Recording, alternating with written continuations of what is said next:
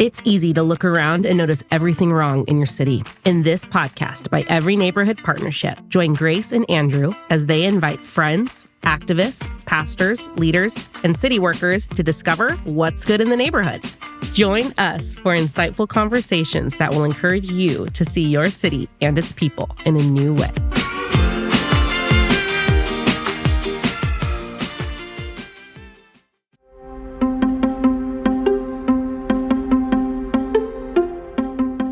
You're listening to What's Good in the Neighborhood. Today, we sit down with our dear friend, Ashley Goldsmith. She is the founder of Blue Chair Communications. We've been working with Ashley's organization for a little over 4 years now. She's helped us strategize and brainstorm ways that we can tell better stories here at ENP.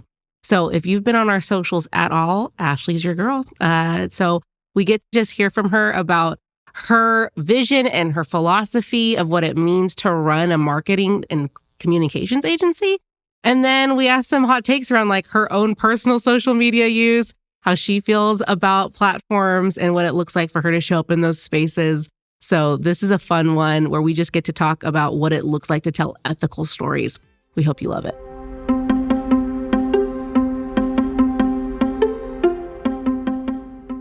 Welcome to What's Good in the Neighborhood. My name is Andrew, and joining me... I'm Grace. Hi. How are we doing? So good. I'm so happy to be back in the studio with you. Yes, it's a good day, and we got a full day of different podcasts that we're excited for this next season. And one of our lovely contractors, friends, is joining us today. Welcome, Ashley Goldsmith. Thanks for having me. Oh. I'm honored to be on the best podcast around. Oh my gosh, stop it. Ashley's the founder of Blue Chair Communications, and for about the last 3.5 years, we've worked together. If you like our social media, our storytelling, our blog, it all has to do with Ashley. And if you don't tell us. Just tell us how great it is. But seriously, Ashley's been an amazing gift to us to really help us think strategically, think more story-driven. And, we were like, hey, as we're thinking about podcast ideas, Ashley's so much a part of our team. We wanted to just give you a chance to meet her as part of our win here. A part of, I'm just inspired by somebody who at such a young age is launching her own business. So I wanted to hear that journey. And then I think for all of us, as we think about telling the story of Fresno, telling the story of our life and our work, how do we do that better? So those are kind of all the elements maybe we'll get into today. So first, tell us a little bit about Blue Chair. Tell us a little bit about yourself. How in the world did you get started? Oh my goodness. Okay. First, can I tell a fun story about EMP? When I started my business, which I'll tell that story in a minute, I found this online course, basically like how to start a business 101. And I printed out this little binder of questions that I was supposed to answer. And one of them was, who's your ideal client? And I was recently looking back at that binder, and at the top of the list, it said, Andrew File EMP. That's amazing. And so this feels surreal to partner with you in this capacity. But at that time when I started my business, I was a senior in college, and I had several jobs throughout college, and they were all related to communications and marketing, public relations. And as I was preparing to graduate, I was actually doing communications work for a public agency in the water agriculture world. But on the side, because of my various jobs throughout college working with nonprofits, volunteering for nonprofits, I wanted to start something that allowed me to do this work I love, communications and marketing, but with nonprofits, because I knew how difficult it was for them to prioritize storytelling because you're so busy doing the actual work. And so I told my boss at the time the plan was for me to go full-time once I graduated. And I said, hey, this won't interfere with my day job. I just want to start this little side hustle so I can help some nonprofits out with their communication strategy. And she talked to the CEO of the agency we worked at. He said, yeah, that's fine. Totally different target clients. So I started Blue Chair Communications. I graduated college, and it was one of the craziest summers of my life. I was taking meetings at 7 a.m. for my business, working on the weekends, and it just was growing in a way that I couldn't have planned for. And so after having health insurance for the first time in my life, You're like, see you later, health insurance. I knew I was making enough money to pay my rent. So I quit my first full-time job and went full-time with Blue Chair Communications. And it has been the craziest, most humbling, exciting, growing experience of my life. And it's been about 4.5 years since then. So cool. I love that so much. I love that you have experience on both ends of like understanding just like what standard corporate marketing looks like, but then you have also made like the unique shift at Blue Chair of like telling a story.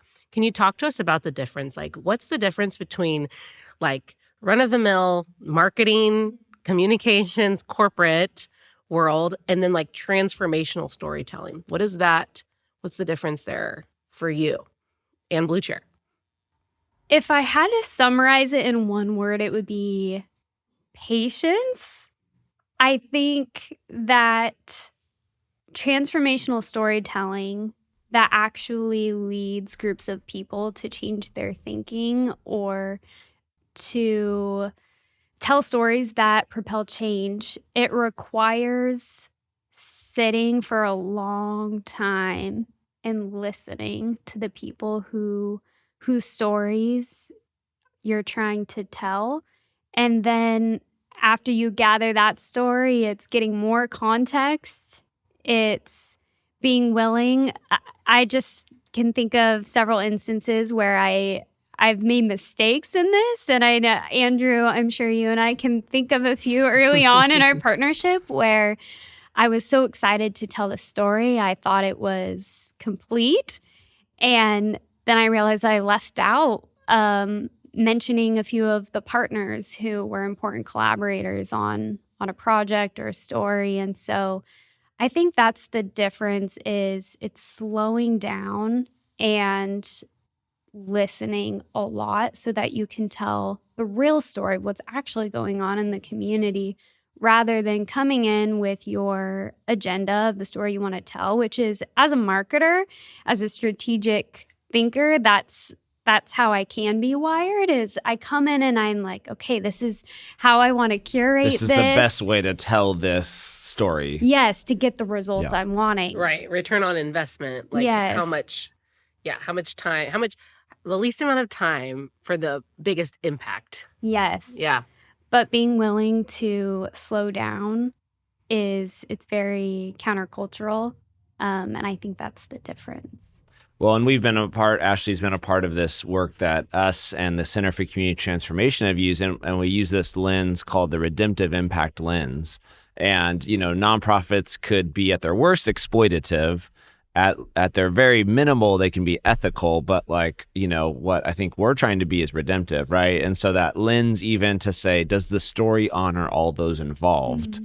That then necessitates you have to, one, have a lot of other conversations. You have to check the article with those that are in it, and make sure this is a story that they feel honored in, not just like, hey, they don't follow us. They're never going to see it. Like, we can tell it however we want to get the most emotional impact, but that can be exploitative, right? Absolutely.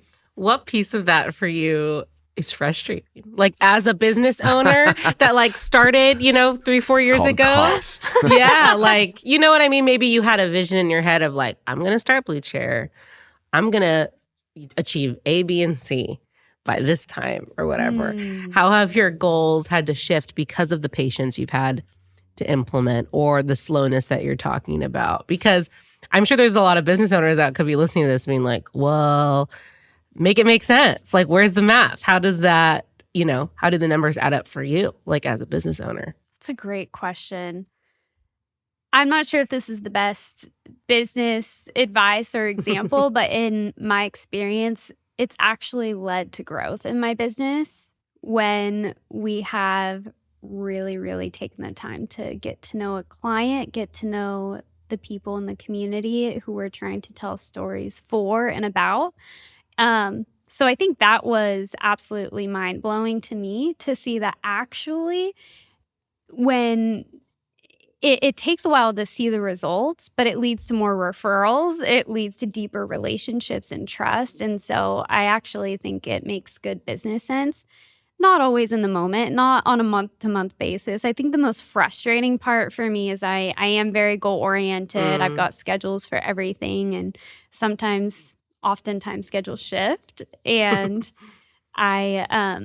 what's great though about working with people like you guys, Every Neighborhood Partnership, and organizations who care about carrying out their mission through the way that they tell stories, not just saying this is our mission and how we want to treat people, but we're going to infuse that into every facet of how we do this, is you guys are willing to take that time too. And that alleviates a ton of frustration. I think it's really hard. And I've seen this with fellow business owners or people in the marketing world. It's really frustrating when you're working with people who don't share those values. Right. That's almost impossible to come to a place where you can go at the pace you're hoping to if the organization or your clients don't share those values. How have you figured out how to find those values, right? Because you have to do that. You've had to do that with contractors, people that you're going to work with to help you. And then even clients, I'm sure you've had some mismatches where you're like, oh man, we had a great coffee. I thought we were aligned. And then now we're not. Like, how have you, I don't know, how's your discernment grown, or what type of questions, or what are you looking for to know if this is going to be a good fit? That's such a good question. I've learned through so much trial and error. That's been one of the most challenging parts of owning a business, has been finding team members who share those values and working with clients who share them. And I think my discernment has grown. That little gut feeling has become smarter. I tend to assume the best of everyone and everything. And so I've definitely had some interesting experiences, but it comes down to the way that people treat people. And so when I watch, for example, I love the videographer that we work with. I saw how kind he was in the first video interviews that we did. He was patient. I would tell him, okay, I just have one more question. And then I'd ask 5 more questions. And he was never annoyed. He introduced himself with so much warmth. We had somebody in the community who we work with a lot. She said, I remember this was the moment when I knew, okay, I'm building a team of people who align with my values. She gave me a hug, and I was outside, so my hair was all warm, and she said, you feel like sunshine. You're just like sunshine. And then she met my videographer the first time, and he shook her hand with a big smile, and she said, and he's like sunshine too. And then she's met a third team member, and she said, every one of your team members is like sunshine. Oh, sweet. And it's hard to put into words, but it's really... You know that's right, yeah. When people treat people with respect, and you can tell that they've got a deeper why than I'm here to elevate myself, or... and honestly, sometimes it's just a personality personality thing too. Well, and like, I just want to also clarify, like, for the listener, what you're describing is not normal in communications and marketing or social media. You and I just got to go to a nonprofit conference together talking about marketing and communications and how do you tell your story.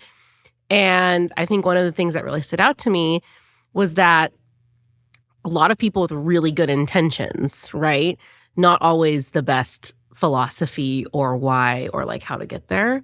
We even like heard a speaker from the stage like offer up a way of doing stuff, and we looked at each other and we're like, no, we'll never do that, you know? So I just think that going at the pace that you're going, building the team that you're building with the values that you have, you're making a very specific choice. So talk to us a little bit about that. Like, why? Like, why that choice to like tell the stories at that slower pace, but also like what are you bucking up against? Like when you say, I'm going to tell the story this way, what are you saying no to? Does that make sense? Yeah. I remember a few years ago, I was super overwhelmed and burnt out. And I went to the beach and I sat there and I said, okay, I'm not leaving until I write out what is my mission for my business, both my personal mission and the one that people will see. And it is to create a more spiritually, economically, and environmentally vibrant Central Valley, because the organizations who are doing that work communicate more effectively. And anything that doesn't align with that vision, I say no to. So whether it's the work that they're doing, I'm not sure if it's making the Central Valley more vibrant, or the way that they treat people, I don't think leaves them feeling more vibrant. And sometimes, again, it's just my personal feeling. Yes. Or I'm not going to be more vibrant in this community if I say yes to more projects, because I'm going to be absolutely exhausted, which I think has been the biggest struggle. So I'm saying no to things that don't align with that ultimate vision that I have for my community.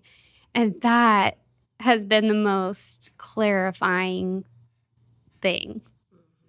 I think we underestimate the gut reaction, because and so when I started, we were thinking about, okay, I was doing our social media, you know this, and I'm not, data and facts. That's how I would operate. Like I'm putting information, I'm putting events on our social media. That's what you're supposed to do, right?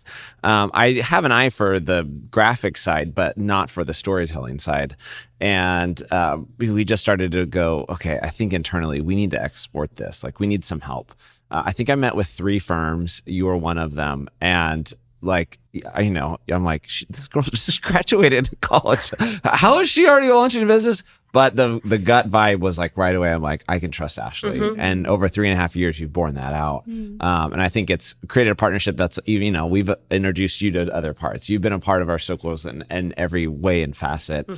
Even one of our college students who worked with us and was a volunteer for us and then a contractor, she's now working with you.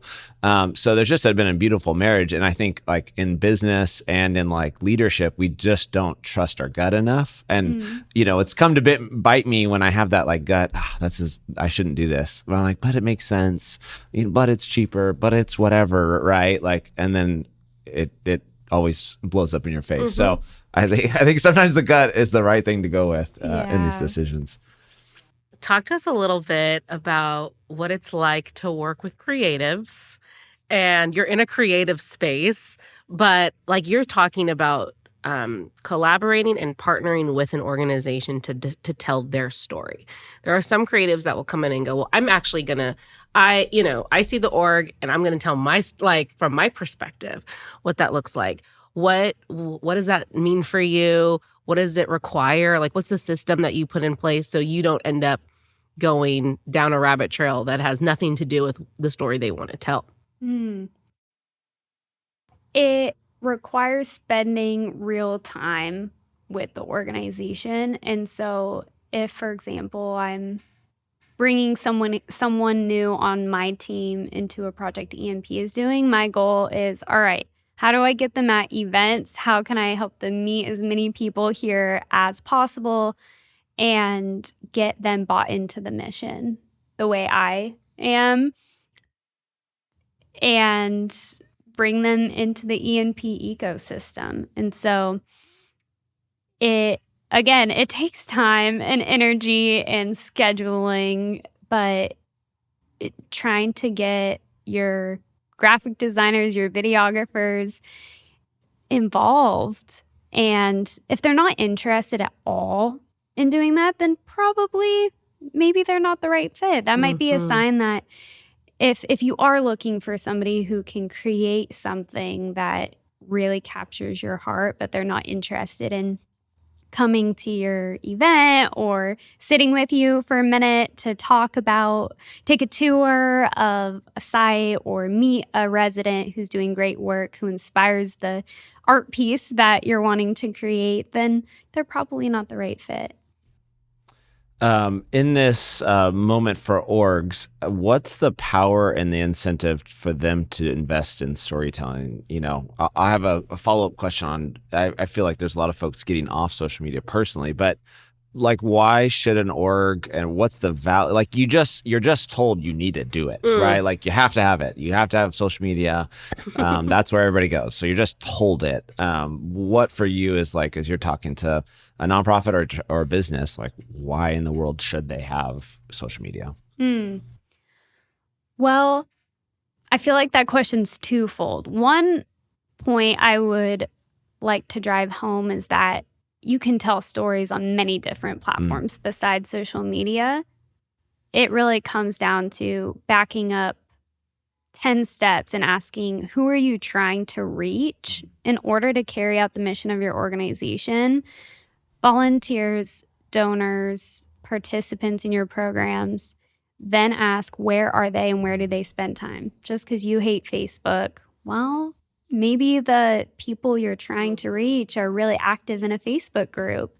So you need to be there. And that's effective communication.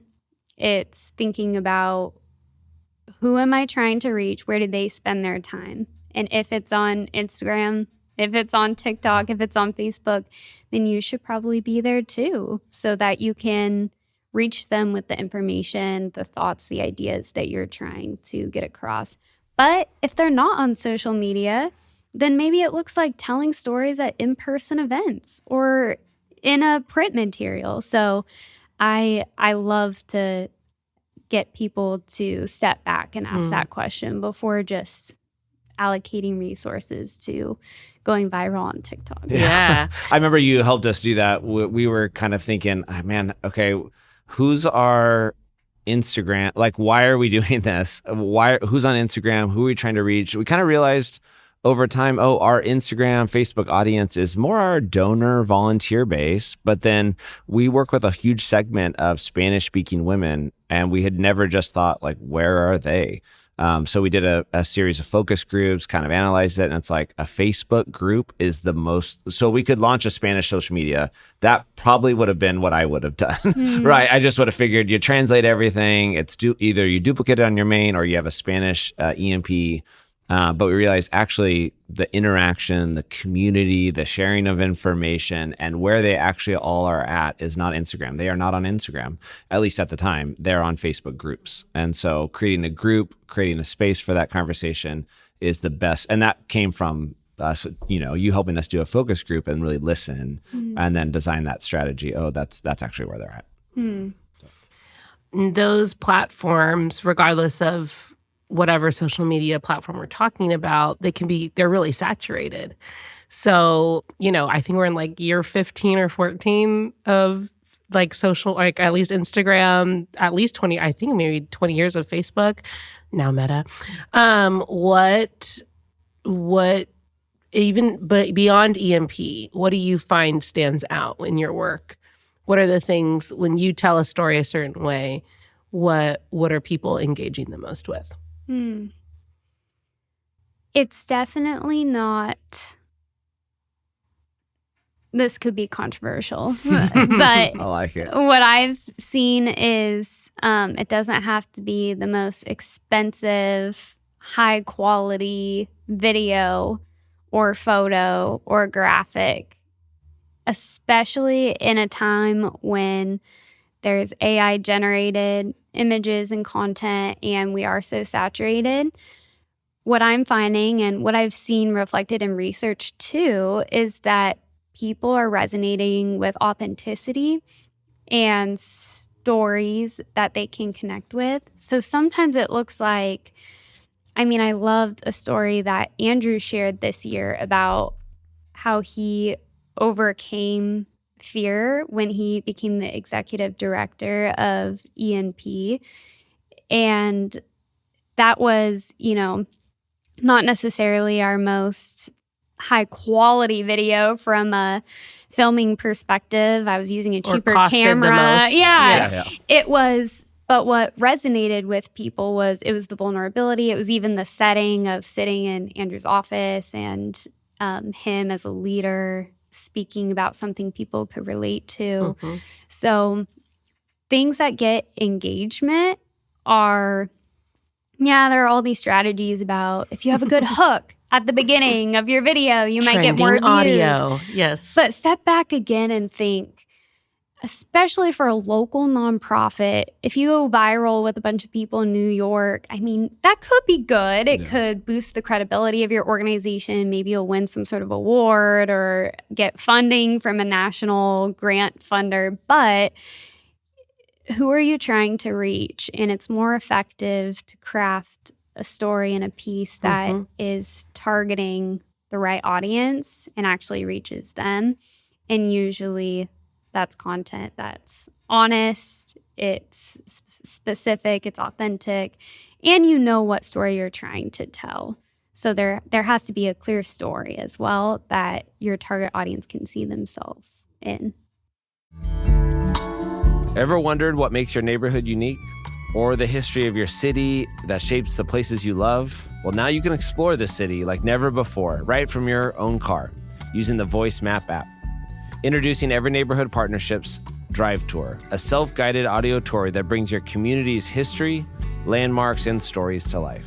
As you drive through local streets, EMP's Drive Tour will guide you with fascinating insights from people, places, and events that have shaped your neighborhood. Whether you're discovering hidden gems, learning about community activism, or simply enjoying a fresh perspective on familiar places, this tour is a great way to connect to your community in a whole new way. So what are you waiting for? Tap into Every Neighborhood Partnership Drive Tour today on Voice Map and get to know your community like never before. Download the Voice Map app, search for Every Neighborhood Partnership Tour, and start exploring today. Fresno's story is waiting to be discovered.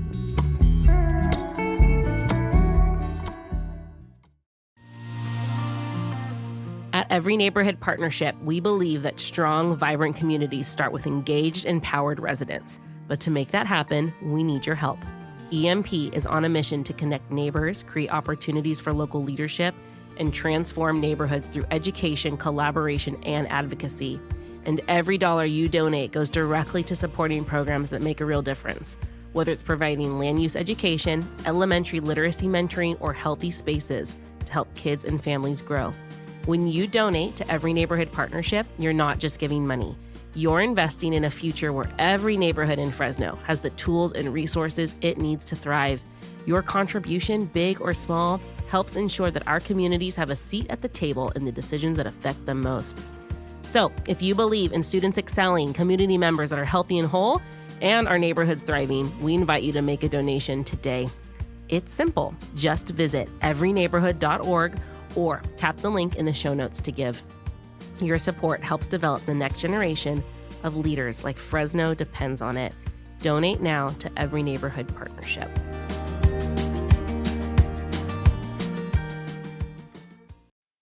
One of the things I was kind of wondering, this is more, again, going off script, but like, how do you think about your own social media? I know, and I continue to hear more and more people my age or younger that are opting out of social media. So they're choosing, for whatever reason, right? It's a habit they don't want to spend time on. Some of the discourse can be grumpy and not helpful, right? There's a myriad of reasons. But how do you think about your own social media and just kind of where social media is going? I understand wanting to completely go off the grid. Spending so much time thinking about it myself through work can get exhausting. I went through a rebellious stage in college where I deleted Instagram completely, went off the grid, not actually, I was just on YouTube watching videos instead. But I realized, and I did this whole project as part of a class where I had to interview other people about their experience with social media, the impact on their mental health. And through that process, I learned two things. Like, I believe that if you are not proactive, and just how I have a mission for my business, I also came out of that social media hiatus with a list of boundaries around social media for myself and my purpose and mission behind my social media. And so I outlined, I will never post something if A, B, and C. Am I doing it just because I'm feeling bad that day and want attention? Am I, and I had to write those things out. Have I done it perfectly since? No. But it's fueling when I know my mission for why I'm having social media. And if it can help me accomplish, again, that's good, helping the community look more vibrant, then it's worth having for me. And as soon as it is not doing that, if I'm not able to use it for good and be proactive, then I delete it for a while, delete my personal Instagram. But you have to be proactive because the algorithms are built to get you addicted to their platforms and to feed you the content that you're going to engage with. Right. So get outside and talk to people who have different ideas than you do, because it can be a crazy place. But you can be part, too, of making it a better place. Yeah. Yes. It's a rule of life for your that's social media. I was gonna. I thought the exact same thing. Yes. What's a rule of life? A rule of life is essentially like a foundation or a trellis, like of how you live. So creating those boundaries, those rules that don't prohibit you, but allow your life to flourish more. Am I allowed to ask a question? Please. Sure, go for it. And maybe we're getting a bit off the track of the topic of this podcast, but what are your guys' perspectives on social media, whether it's the way that EMP can use social media and online platforms to share your story, but also for you personally? Especially, I'm curious for you, Andrew, as a sort of local celebrity. a public person, maybe. I'll take that. A public person, how you think about it. I've had a dramatic shift. So, right when I joined EMP, I don't know if I knew, right, it wasn't early days of social media, but like, I think I was still figuring out how to engage. And, I think going back, I joined EMP in 2015. So 2015, 16, there was a couple like racial and there was some light things happening. Yeah, some elections and things. So it was just a spicy time, and I was being spicy online. Like, I used my platform because I think at the time too, I was just like, man, I come from a unique place that I'm a suburban white male. But I get to work in these low income communities. I see the effects and the pain, and these are not like disconnected ideas on some news article. This is like a person, and this is a place, and this is a neighborhood I know and love, and I'm seeing them affected. So I would use that information to just share my opinion online.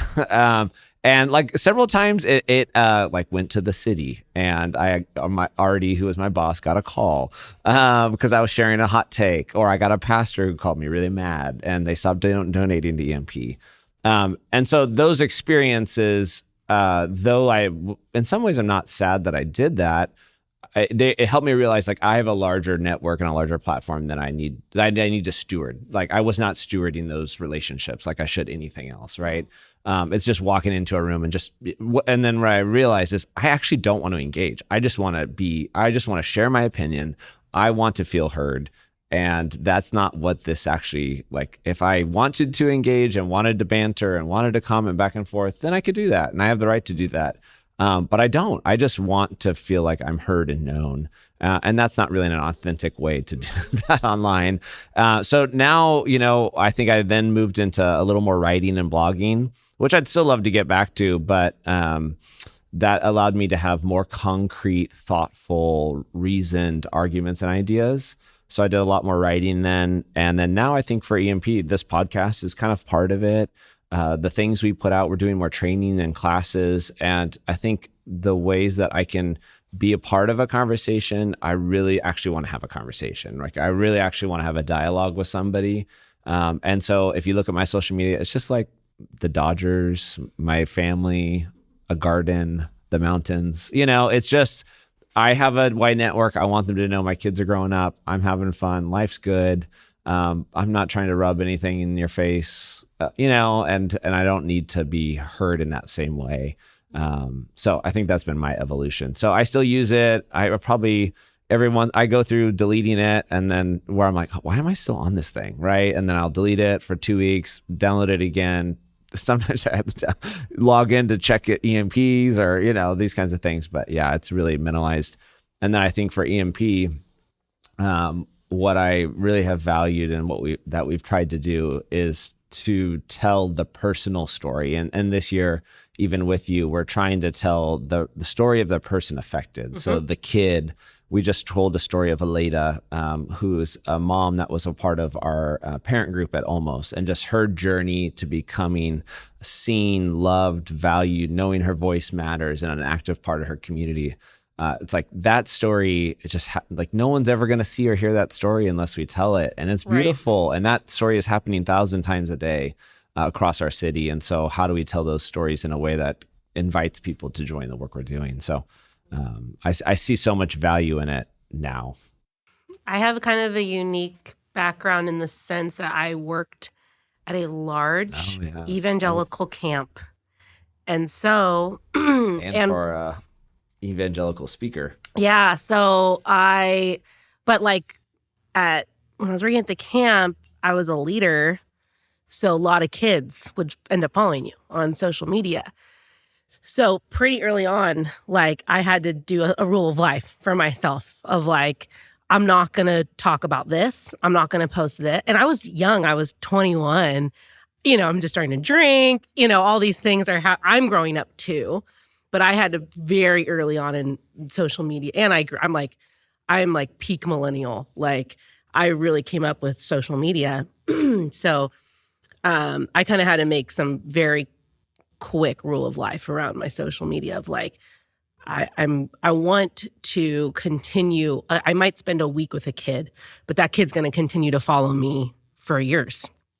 And so I've always kind of had that filter on of what I post is could influence somebody or shape maybe they spend a week at camp, learning about Jesus with me, but then what I post continues to quote unquote disciple them over social media. So I think some people could hear that and go, that's pressure. I view it as it kept me, it held me in, so that's been helpful. And then I worked in social media and now get to work closely with Ashley. So I think through often what I post matters. I have to be very intentional with it. I love taking a break. My friends make fun of me because I'll be I'm off this week. I just take random breaks because it's good for me. It's I'm not going to be on this week. So I also went through my spicy era, but in a less let's chat with Christians about why we're acting this way conversation. Lots of good conversations, lots of hard ones. I had a few students DM me and be why are you talking like that? So it's been a mix. I think today I just read something recently. It's there's no room anymore for the division. And so I think even as you're talking, I hear in you I don't want to be part of the division. I want to be part of the conversation. And so if we can, same with EMP, if the tone can be uplifting, if it can encourage, if it can make somebody think oh, maybe I view Fresno differently, or maybe Fresno's different than what I thought it was, we're winning, And so I think the same is true as somebody on social media who's also a believer is if I can maybe lift someone's head and then go, that person's thinking differently about faith. Maybe there's something there. Great. Because of social media, I know you like this guy's videos. My new favorite social media account is the snowboard dude who's dude, Gimpy. You know what rips? At Gimpy. Yes. He's my absolute favorite. I saw that you liked his stuff. I've watched I think every one of his videos. It's just this guy. He's like he's playing a bit, but it's like a snowboarder bro. And so his thing is just like every day he has a gratitude thing. So he'll just be like, dude, you know what rips? Dogs, our little froth monsters. and just like he's at X Games and snow. Oh, it's the best. He's the best. It's just a little laugh of joy and gratitude for each day. I was like, that's the stuff I want to follow. Yes. I love that. Yes. Which all that, I think there is like this really interesting line. And we've had lots of conversations about with EMP too, of like, how much do we focus on the good? And then how much do we also advocate and shine a light on what's hard or what's wrong? And I think we all feel that personally too, is like, when do I post about my dog and when do I engage in this conversation that could potentially impact my community, the people that I follow? And so it is a dance, I think, that we all have to learn how to dance of like, what do we do? So I think what the common theme is in this whole conversation, and what I'd encourage other nonprofits, organizations, even businesses to consider, is what are your values? What is your mission? Who is your target audience? Who are you trying to reach? Because what I've seen with EMP is the way that you make decisions about, we're going to speak out on this kind of controversial land development project, even if there are some people who are upset with us about it because of our mission, vision, values. It's in line. We have to speak out about this. Whereas what I find is that people's messages get really watered down, or they don't know what stories to tell, or they're commenting on everything and being extra spicy for no strategic reason, because they're not clear on those things, their mission, their values, and who they're trying to reach, and what they're trying to get those people to do. yes, so true. We could go on and on. You should start a podcast. You're good at summarizing the conversations. Wow. And you turned it on us, Yeah, the how dare you. interviewers. How dare you? Sorry. I loved it. Before we go, and as we wrap, I love this question, and I think it's worth us ending on, is because of your work and working with EMP, but also lots of other organizations out there, if you need help, Ashley's your girl. Mm-hmm. You've had a unique view, almost like a 3,000-foot view of the city.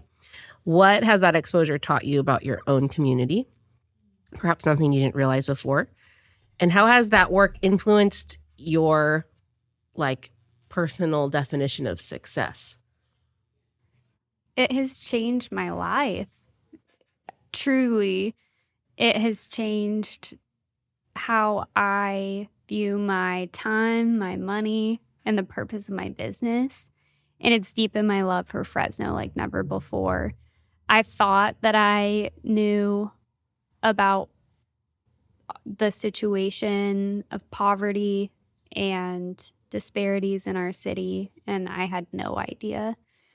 I thought I knew what it looked like to be part of community transformation, and I did not know how many partnerships, how much time and patience it takes. And so I'll never forget one of the first stories I had the privilege of telling with EMP was about this community advocacy group called Our Voice Project. And I met the neighborhood development director out at an apartment complex. I parked my car. We're in Southwest Fresno. And just this group of moms comes from all these different parts of the community. And Daniel, he spent probably 45 minutes before we got to actually film the video I was there to film, asking them about, hey, I know your daughter was struggling in school, or hey, I know we were working on this project with the city and we need to show up at the city council meeting. Things I have watched, the way that ENP staff and the residents who are involved in the programs, the literacy mentors, the way they sit and they ask questions and they build relationships. I've been part in areas of the city I had never been in before. And so I think I just understand how much I don't understand now. And I realize that this is long, hard work to see the change that we long for in this city. But I am more fiercely committed than ever before because of the people I've met, the places I've been, and the stories that I've been able to hear through working with organizations like EMP. Yeah, so you've got a fan in me. Well, and again, back at you. Thank you for the journey. Thank you for being a part of telling our stories. It's been a gift, and everybody who asked me, I say yes, work with her. And yeah, may you continue to find success as you search out how to tell stories, and even into whatever is next for you. You're a dynamite leader in your own right, so keep rocking. Yeah. Thanks, Andrew. Yeah. I think that you embody what we want anybody who encounters EMP to like walk away with. Like, whether that's they're volunteering, they work with us, they jump in on a volunteer project for a day. Like, it has been so fun to watch your eyes light up and the light bulbs go on for you. And then you've exposed your family and friends. Like, I just love you in the sense that you are willing to like dive head first. Like, when you say, I want to know about my city, you like really, really mean it. So I would just, as even people who are listening who have nothing to do with marketing or social media, but you like EMP, or you're like, that's kind of a cool organization. I hope they picked up on the fact that like, it doesn't matter what you do. If you care about Fresno, or you even think you might want to care about Fresno, you can dive in and learn so much and be really surprised. So I love that you embody that. Thank you. You're welcome. Thanks for coming on. Thanks for having me. Yes. Thanks for tuning in. If you want to find out more about EMP, you can visit us at everyneighborhood.org or follow us at EMP Fresno. Every Neighborhood Partnership and this podcast exists to activate, equip, mobilize, and transform here in Fresno and beyond. If you like what you've heard, please share and review what's good in the neighborhood wherever you listen. We'll see you next time.